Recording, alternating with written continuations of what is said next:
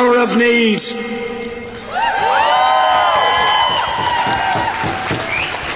I don't need to tell you about the obscenity, the absolute horror and nightmare that is being inflicted on the people of Gaza, because we and the people in that building behind us and the people in Brussels and the people in Washington can see it on their television screens and on their phones every single day. And yet, shamefully, they refuse to stop this genocidal horror, and for that, they will never be forgiven.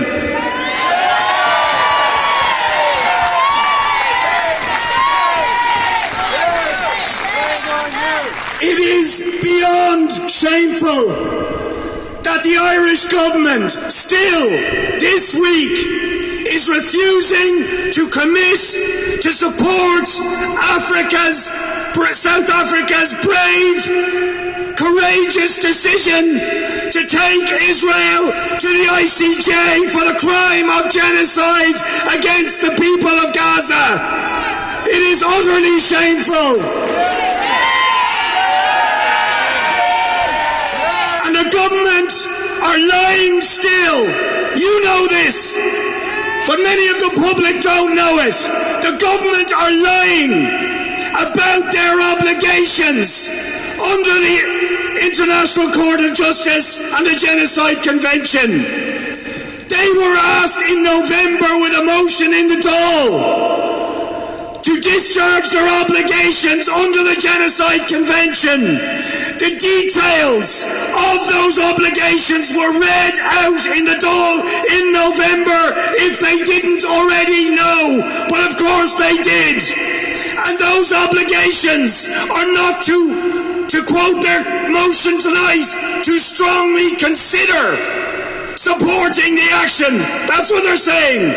Their obligations are to do all in their power to prevent the commission of genocide. And if they fail to do so, and all the signatories of the Genocide Convention, they are in breach of their legal obligations, and indeed they are complicit with that genocide.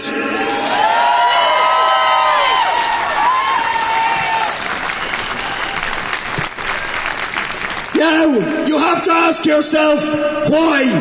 Why do they allow this to happen, this horror to continue? And of course the truth is because the United States and leading states in the European Union are up to their necks in Palestinian blood and in complicity with Israel's crimes. Not just the genocide of the last 3 months, but decades of occupation, decades of apartheid, decades of ethnic cleansing, 16 years long of the siege of Gaza, and Israel have been enabled, armed and supported by leading European states and by the United States. They are complicit with this genocide, and they should be before the Hague as well for the crime of complicity with genocide. And critically, and this is the point we need to make, they still try and create an equation, which is there is a thing called the democratic state of Israel, and then there are a group of terrorists who for some reason want to attack this state. That is the false, dishonest narrative they continue to perpetuate, when the opposite is the truth. The terrorist is the state that expelled 750,000 people in 1948 in the Nakba using terrorist methods, and that has sustained itself with terrorism, ethnic cleansing, apartheid, occupation, and the murderous killing of Palestinians with impunity for decades. The oppressor is the apartheid state of Israel. The oppressed victims are the Palestinian people, and those people have the right to resist. And Israel has no rights got an obligation to dismantle this occupation and this apartheid. Last point I just want to make is this.